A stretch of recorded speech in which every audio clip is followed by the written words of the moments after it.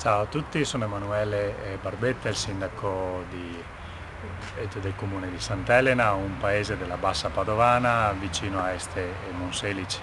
Oggi, in questa meravigliosa giornata, abbiamo avuto la possibilità di avere l'UNESCO insieme con la Conf Servizi Veneto, che ci ha portato una giornata sulla mobilità e sulla sostenibilità in modo responsabile.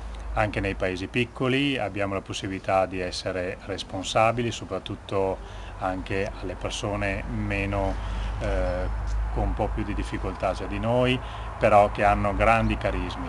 Infatti, attraverso l'Age Speciale, che è un'associazione dei bambini Down, abbiamo avuto la possibilità di avere dei laboratori per interagire e per capire le esigenze che si possono avere per colloquiare e interagire con tutti quanti. Inoltre un grazie anche alla scuola, soprattutto al dirigente Cecchetto, che è sempre disponibile, che con i ragazzi di terza media abbiamo fatto altri 3 laboratori in cui hanno scambiato idee, hanno portato idee nuove per gestire anche il futuro non solamente di Sant'Elena ma dei servizi che si hanno qui nella Bassa.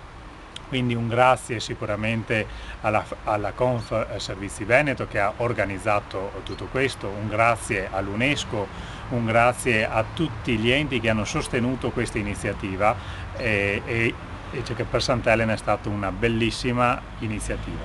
Un grazie già di nuovo a tutti quanti.